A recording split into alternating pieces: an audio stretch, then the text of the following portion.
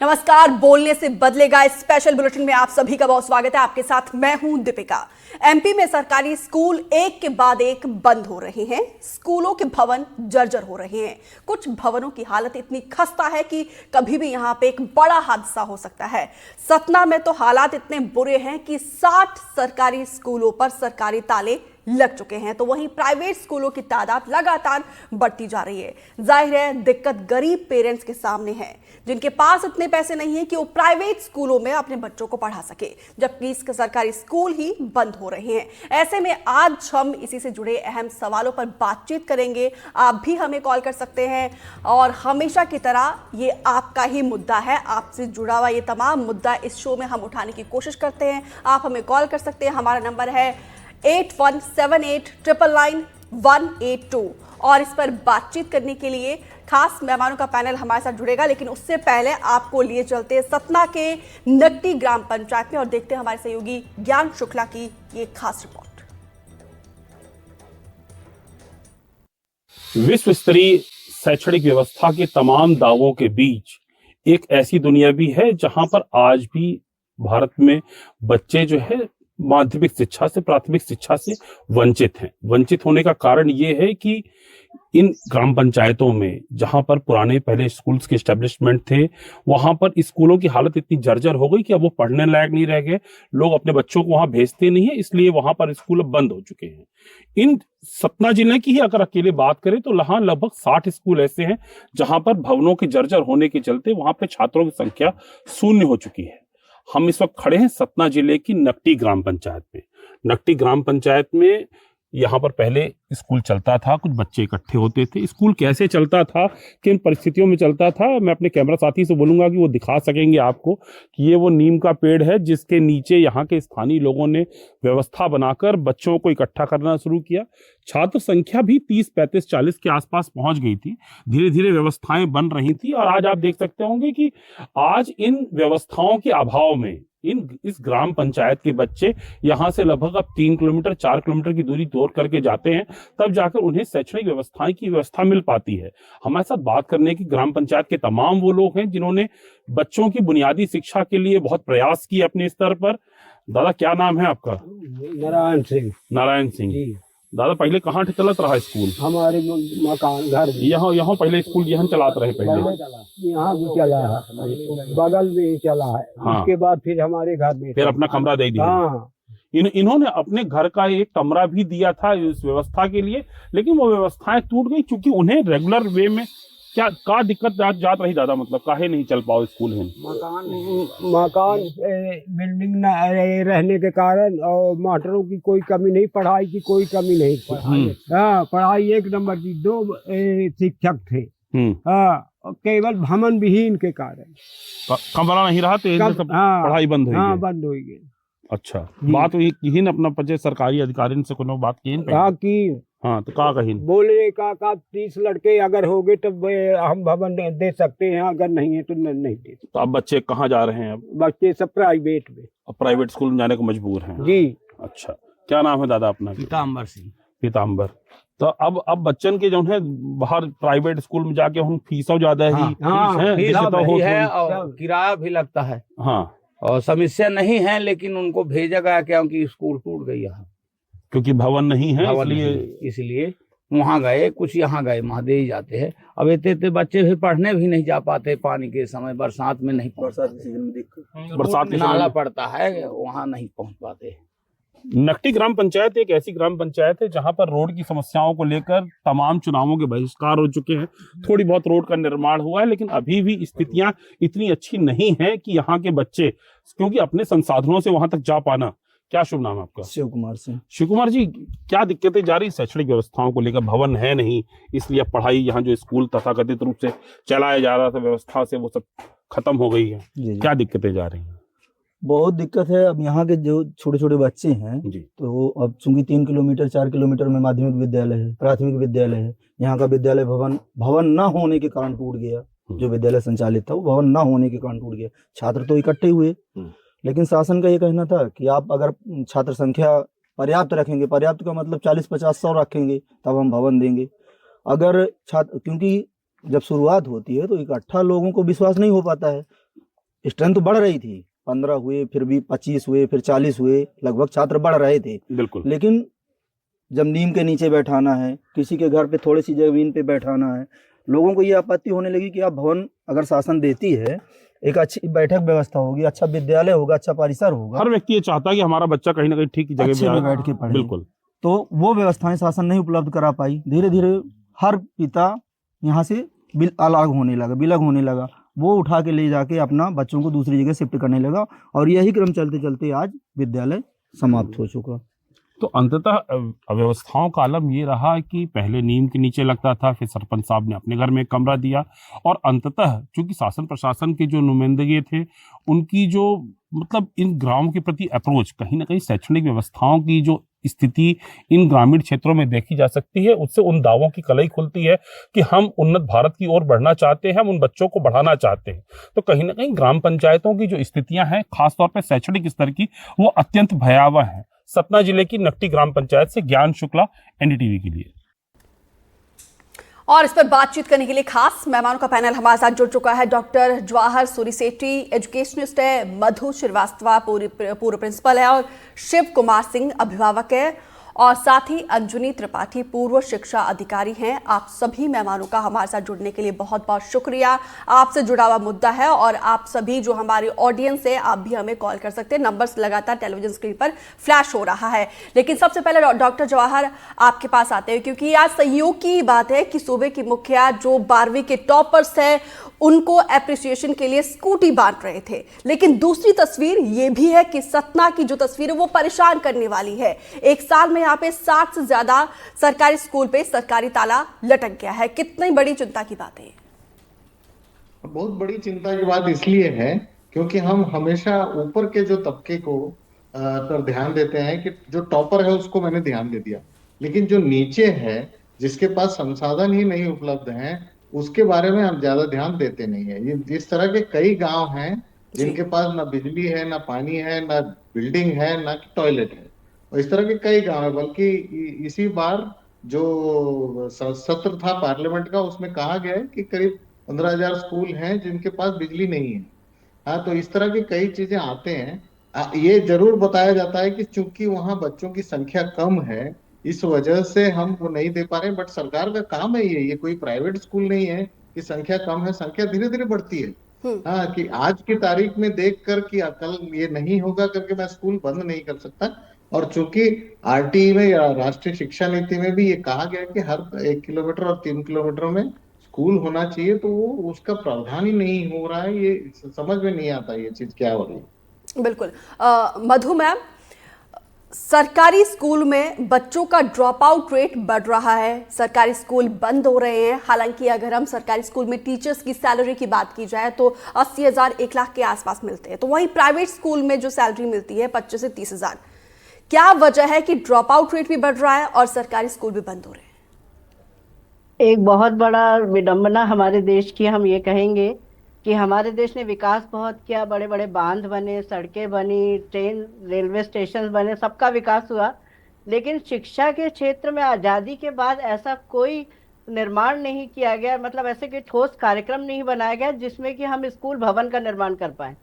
अगर ये स्कूल भवन जिस तरह से और काम हो रहे हैं, अगर ये स्कूल भवन पहले से बनने शुरू हो गए होते या होते तो आज ये स्थिति नहीं आती।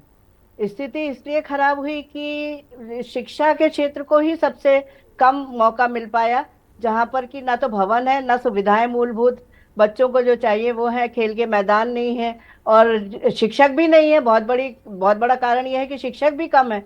तो एक शिक्षक वाले स्कूल तो वैसे ही बंद हो जाते हैं, अगर शिक्षक नहीं आता तो बंद ही हो जाते हैं।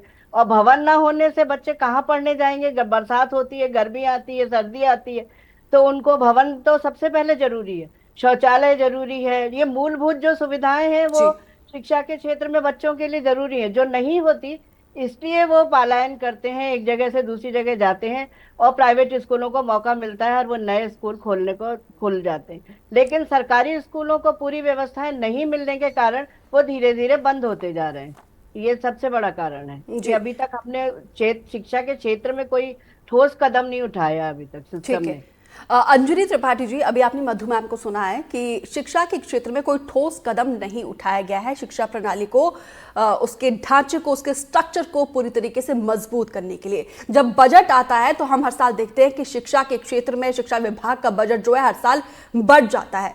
बजट की संख्या बढ़ती है, अमाउंट बढ़ता है, तो फिर जाता कहाँ है? हेलो,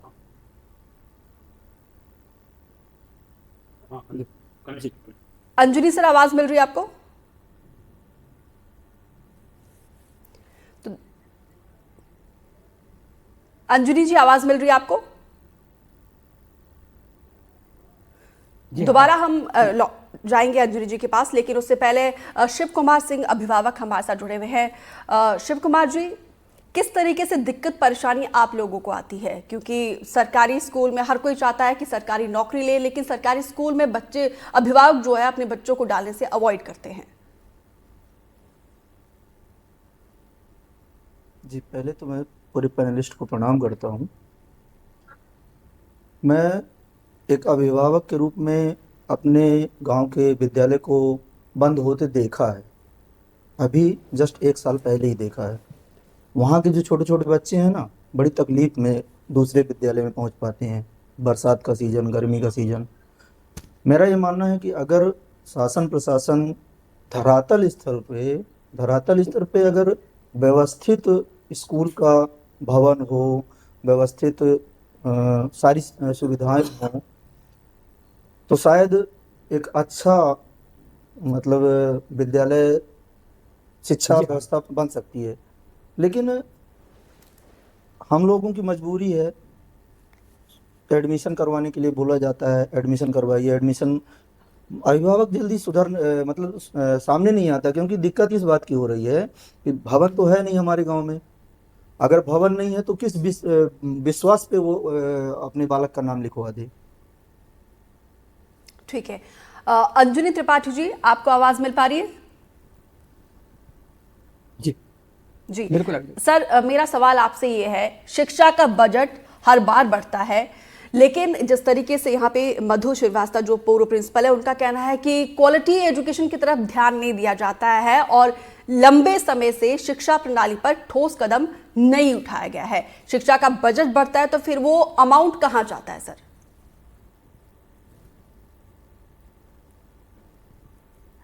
इसके लिए तो सभी डीपीसी या डाइट प्राचार्य या डीओ द्वारा एक कार्य योजना बनाई जाती है हर वर्ष, और उनके द्वारा ये स्कूलों से जन शिक्षा के बीआरसी के माध्यम से आता है कहाँ किस चीज की आवश्यकता है। यदि भवन की आवश्यकता है तो वहाँ के लिए भवन, या जैसी आवश्यकता होती है उसके लिए उपलब्ध कराने के लिए शासन स्तर पर किया जाता है प्रयास।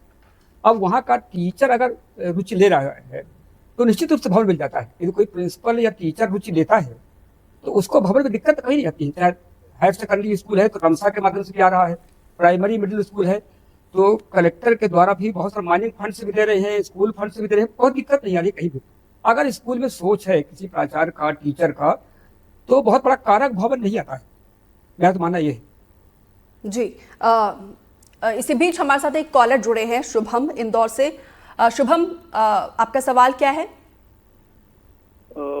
मैम, मेरा सवाल नहीं है, मेरा एक सुझाव है कि जैसे कि सरकार ये बोल रही है कि 5500 स्कूलों के बंद होने का कारण ये है कि स्टूडेंट की लगातार संख्या जो है वो घट रही है। तो इसमें तेलंगाना के खम्मम जिले में एक वायरा मंडल में एक सरकारी स्कूल चलता है जो सिर्फ मात्र एक छात्र के लिए चलता है।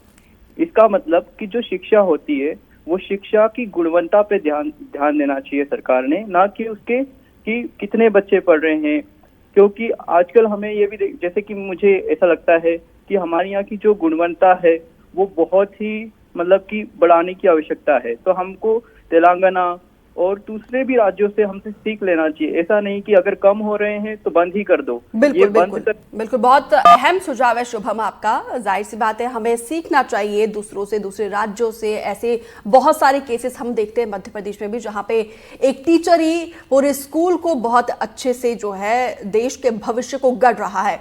डॉक्टर जवाहर, एक तरफ हम सुनते हैं तमाम नेताओं को, दिग्गजों को और प्रशासन की तरफ से भी कहा जाता है कि हम क्वालिटी एजुकेशन देने की कोशिश कर रहे हैं। यहाँ पे क्वालिटी एजुकेशन तो दूर की बात है, बेसिक चीजें भी प्रोवाइड नहीं करवाई जा रही है। ये वाला पार्ट क्यों नहीं दिखाई देता है शासन प्रशासन को? हाँ, जो पिक्चर आपको दिखानी है वही देखेंगे वो और दिखाएंगे भी, तो वो बात नहीं है। जैसे आपने पहले जैसे जिला शिक्षा अधिकारी को आपने सवाल पूछा कि हर साल बजट बढ़ता है, तो ज्यादातर बजट का जो बढ़ने वाली जो प्रक्रिया है वो तनख्वाहों में बढ़ोतरी जो होती है उससे होता है। हाँ, तो उसमें खर्चे के लिए कुछ होता नहीं, ना डेवलपमेंट के लिए कुछ होता है। हाँ, तो इस वजह से वो खप जाता है। दूसरी बात ये कि आपने कहा कि नेता को दिखता नहीं है, तो नेता वो 5 साल में एक बार ही आएगा आपके पास, खास करके ग्रामीण इलाकों में। इसमें बल्कि जरूरत है कि जिला कलेक्टर जो है उसके पास प्रावधान रहता है कि CSR फंड से पोर्टा कैबिन आप मंगवा सकते हैं। हाँ, यानी टेम्पररी स्ट्रक्चर रहता है, लेकिन बच्चों की क्लासें चलती हैं जो NMDC या आपके पास सदर्न कोलफील्ड लिमिटेड जो भी आप मध्य प्रदेश में जो भी हैं वो कर सकते हैं। वो क्लासरूम की व्यवस्था कलेक्टर के बोलने से हो जाएगी, इसमें मंत्री की जरूरत नहीं पड़ेगी मुझे। हाँ, और तीसरी बात है, जैसे शिक्षक कम है तो शहरों में कुछ कुछ जगह में 2-2, 3-3 शिक्षक एक ही विषय के हैं और ग्रामीण इलाकों में कोई नहीं जाना पड़ जाता है। इसका मतलब है कि आप ट्रांसफर पॉलिसी में कुछ परिवर्तन करना पड़ेगा, जैसे डॉक्टरों के लिए किया है कि 2 साल आपको ग्रामीण शिक्षा में जाना ही पड़ेगा, तब गुणवत्ता बढ़ेगी, नहीं तो ये ऐसे ही रहेगा। ठीक है। मधु श्रीवास्तव जी, जब आपका कार्यकाल चल रहा था, क्योंकि आप टीचर से जब प्रिंसिपल रही होंगी, जब इस तरीके से दिक्कत आपने अपने जर्नी में देखी होगी, तो प्रशासन के पास जाते हैं तो क्या कहना होता है? जैसा कि अभी कहा गया कि अगर शिक्षक रुचि ले या प्रिंसिपल रुचि ले तो भवन मिल सकता है, पर ऐसा संभव होता नहीं है। क्योंकि क्या है कि बहुत लंबी प्रक्रिया होती है जब हम अपनी बात कहीं आगे रख पाते हैं, और उस बात पर कितना अमल होता है ये भी देखने वाली बात होती है। ये कोई जरूरी नहीं कि अगर हमने किसी चीज की डिमांड की है और हमारी डिमांड पूरी हो जाए। स्कूलों के भवन और मूलभूत सुविधाएं तो हर स्कूल को चाहिए। अगर जैसे हमने वहाँ टीचर भेजा है, प्रिंसिपल भेजा, तो पहला भवन होगा तभी तो हम भेजेंगे। जब भवन ही नहीं है तो हम टीचर कैसे भेज रहे हैं वहां पर?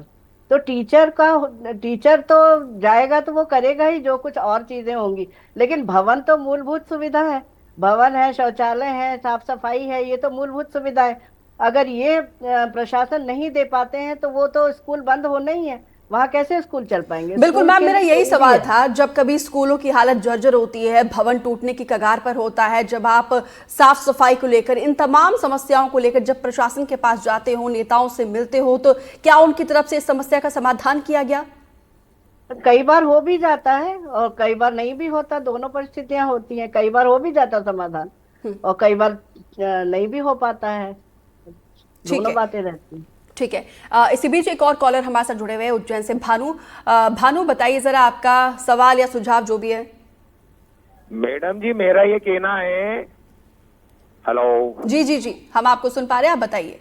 ये जो सारा गेम हो रहा है स्कूल बंद करने का, इसमें शिक्षा मंत्री जो होता है जी, उसकी जेबें गरम कर रहे हैं ये प्राइवेट स्कूल वाले, कॉलेज वाले। कारण क्या है कि सरकारी स्कूलों से इन मंत्रियों को कोई आमदनी होती नहीं है और कोई सुनवाई करते ही नहीं है। मैंने सारे प्रयास कर ले, ये क्या है, सब माफियाओं से मिले हुए हैं नेता लोग, मंत्री लोग। शिक्षा मंत्री की जांच होना चाहिए। दूसरी बात, इनसे पूछिए, शिक्षा मंत्री से और मुख्यमंत्री जी से, कि इन अधिकारियों के बच्चे कितने पढ़ते हैं सरकारी स्कूलों में? सबके प्राइवेट स्कूलों में पढ़ते हैं। करप्शन का काम है, रिश्वतखोरी का काम है। इनकी 30-30, 20-20 हजार रुपए की तनख्वाह है और इनके बच्चे बड़े बड़े कॉलेजों में, स्कूलों में 15-15, 20-20 लाख रुपए दे के कहां से पूर्ति कर रहे हैं? सारा ये खेल गरीबों के ऊपर ही खेला जा रहा है। कोई सुनवाई नहीं होती है, कोई सुनवाई होगी भी नहीं, कोई सुनवाई होगी भी नहीं। ठीक है भानु जी, आपकी पीड़ा को हम समझ सकते हैं। अंजनी त्रिपाठी, क्या गरीब और अमीरी का खाई बढ़ता जा रहा है? और दूसरा सवाल यह है कि प्राइवेट स्कूल लगातार बढ़ते जा रहे हैं, खुल रहे हैं एक के बाद एक, और सरकारी स्कूल बंद होते जा रहे हैं। क्या इसके पीछे कोई नेक्सस है?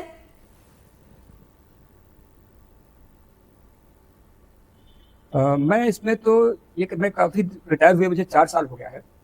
मैं जो व्यक्तिगत तौर पर अनुभव किया हुआ है कि ये 2 तरह के स्कूल प्राइवेट बढ़ रहे हैं। ग्रामीण बिल्कुल जो गांव है उस गांव के कस्बा लेवल प्राइवेट स्कूल बढ़ रही है। और उसका कारण ये है कि गांव में एक अंग्रेजी माध्यम के नाम से लड़के और बसें चलती वहां पर अंग्रेजी माध्यम का स्कूल है, इसलिए भी गांव से लड़के कस्बों की ओर जा रहे हैं। एक तो ये कारण बढ़ रहे हैं। और नेक्सस के बारे में तो मैं नहीं कह सकता हूँ कोई नेक्सस है, लेकिन ये बात पक्का है कि उस प्राइवेट स्कूल वही खोल सकता है इसके पास काफी संपन्नता है या कुछ पैसा है, क्योंकि सब कोई तो प्राइवेट स्कूल खोल नहीं सकता है। कहीं बिल्डिंग बनाना है तो पैसा उनके पास है तो खोलेंगे तो वही, तो कुछ खास लोग ही प्राइवेट स्कूल खोल पा रहे हैं, चाहे प्राइवेट अस्पताल हो चाहे प्राइवेट स्कूल हो, ये वही लोग, चाहे प्राइवेट बसें हो, सरकारी बसें बंद हो गई तो कारण तो इसमें खोजना पड़ेगा। सतना के जो 60 स्कूल बंद हुए हैं उनका तो एक अलग अलग कई प्रकार के कारण हैं। कुछ स्कूल का बिल्डिंग है, किसी स्कूल में टीचर है, किसी स्कूल में वहाँ के टीचर का अप डाउन करना है, अलग अलग कारण है। तो बहुत सारे कारण हैं, इन कारणों का अगर अध्ययन करें तो पता चल पाएगा किस कारण से हो सकता है, लेकिन मैं तो नहीं कर सकता हूँ कि नेक्सस। तो कुल मिलाकर समस्या के जड़ तक हमें जाना होगा, तभी समस्या का समाधान हो सकता है। और जो अभिभावक शिव कुमार हमारे साथ बने हुए लगातार, एनडीटीवी के मंच से इस खास कार्यक्रम के जरिए आप क्या कहना चाहेंगे? जी, मैं तो पहली बात तो शिक्षकों से ये कहना चाहूंगा कि जो शिक्षक जहां भी पदस्थ है, शिक्षक था, लेक्चर था, प्रिंसिपल था, सहायक संचालक था, डाइट प्रिंसिपल था, तो मैंने व्यक्तिगत तौर पर अनुभव किया है कि अगर शिक्षक ईमानदारी से कार्य करता है, निष्ठा से कार्य करता है, तो परिवर्तन तो वहां निश्चित रूप से दिख लेता है। बिल्कुल, बिल्कुल। सर, मैं आपको माफी के साथ रोकना चाहूंगी क्योंकि समय हमारे पास अब कम है। सवाल मेरा शिव कुमार सिंह आपसे है कि आप क्या कहना चाहेंगे, क्या अपील आप करना चाहेंगे हमारे मंच से? अपील सिर्फ इतनी है कि अगर शिक्षा को मजबूत करना है तो पहले भवन बेहतरीन, व्यवस्थाएं बेहतरीन, जिस तरीके से प्राइवेट वाले दे रहे हैं अगर हम उसका आधा भी अपने शासकीय विद्यालयों को दे पाएं तो हो सकता है कि हम अच्छी शिक्षा और गुणवत्तापूर्ण शिक्षा अपने बच्चे को दे पाएंगे। क्योंकि मेरा ऐसा मानना है कि जो भी शासकीय टीचर है वो कहीं ना कहीं ट्रेंड शासकीय टीचर है, और प्राइवेट विद्यालयों में तो अनट्रेंड भी रख लेते हैं। तो अगर अच्छा भवन, अच्छा परिसर, अच्छा गुणवत्ता युक्त शिक्षा अगर हमारे बच्चे को मिलेगी तो हम ऑटोमेटिक वहाँ पे जाएंगे। मैं अपने गांव की बात करूं, एक विद्यालय तो बंद हो चुका है ग्राम पंचायत के अंतर्गत। एक विद्यालय के लिए ग्राम पंचायत स्तर से और स्कूल स्तर से कई बार प्रशासन को हम लोग लिख चुके हैं, क्योंकि मेरा वो माध्यमिक विद्यालय सिर्फ 2 कमरों में जो कि अतिरिक्त कक्ष के रूप में बने हुए थे उनमें संचालित हो रहा 8वीं कक्षा तक का विद्यालय, और हम लोगों ने कई बार मांग करी लेकिन आज तक प्रशासन हमें भवन नहीं दे पाया। आज भी हमारा वो माध्यमिक विद्यालय मूल भवन से विहीन है। शिव कुमार, जब आप इस समस्या को लेकर जाते हैं तो प्रशासन का क्या कहना होता है? प्रशासन यही कहता है कि अगर आप छात्र संख्या बढ़ाएंगे तो भवन मिल सकता है। तो जब वहाँ पे व्यवस्थाएं ही नहीं है तो कौन पिता अपने बच्चे को एक व्यवस्था विहीन विद्यालय में भेजना चाहेगा? डॉक्टर जवाहर, भले ही उस एक बच्चे का सपना, क्योंकि देखिए कहा यही जाता है प्रशासन की तरफ से कि बच्चों की संख्या बढ़ाई जाए, उन 2 बच्चों का भी तो सपना होगा।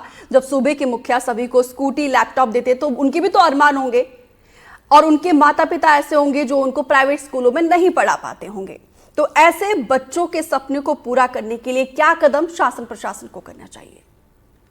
2-3 चीजें हैं। पहली चीज है कि शासन को प्राइवेट संस्था के जैसे चलाना ठीक नहीं है कि इतने बच्चे होंगे तो भी स्कूल चलाऊंगा। ये पीटजी के सेंटर जो बंद हो रहे हैं ये इसी वजह से बंद हो रहे हैं कि इनके पास बच्चे नहीं है। सरकार अगर इस तरह का व्यवहार करेगी तो सरकार नहीं रहेगी, उसका काम है सामाजिक दायित्व। दूसरी बात यह है कि अगर शिक्षा का अधिकार कानून का ठीक से अगर इस्तेमाल किया जाए और प्राइवेट स्कूलों में भी इन बच्चों को निःशुल्क पढ़ाना है तो उसमें जिला शिक्षा अधिकारी और कलेक्टर की भूमिका बहुत ज्यादा जरूरी है। और तीसरी बात, 2 बच्चे हों 10 बच्चे हों, हमारा काम है स्कूल खोलना। 2 के बाद ही 10 आएंगे कि पहले से 10 आ जाएंगे? जब कुछ नहीं है तो कुछ तो दिखाने के लिए चाहिए आपको, वो चीजें तीनों जरूरी है। ठीक है मैम। मधु मैम, एक लाइन में आपका वाइंड अप कमेंट, क्या आप सोल्यूशन देना चाहेंगी? मैं तो यही कहना चाहूंगी कि सबसे पहले हमें इसकी गुणवत्ता तो बढ़ानी ही है, साथ में भवन निर्माण जितने ज्यादा से ज्यादा हो सके वो करना चाहिए, और बच्चों की जो मूलभूत सुविधाएं हैं हर स्कूल में, हर गांव में होनी चाहिए, तभी बच्चों की संख्या बढ़ सकती है। ठीक है, आप सभी मेहमानों का हमारे साथ जुड़ने के लिए बहुत बहुत शुक्रिया। बोलने से बदलेगा, क्योंकि हम बोल रहे हैं, उम्मीद करते हैं कि बदलाव हो और ताकि शिक्षा जो है अंतिम छोर में बैठे उस शख्स को भी मिले, उस बच्चे को भी मिले जिसके ख्वाहिश होते हैं, सपने होते हैं अपने भविष्य को बेहतर बनाने के लिए, ताकि इस देश में और इस प्रदेश में वो अपनी भागीदारी सुनिश्चित कर सके। इस खास बुलेटिन में फिलहाल मेरे साथ इतना ही। दीजिए इजाजत, नमस्कार।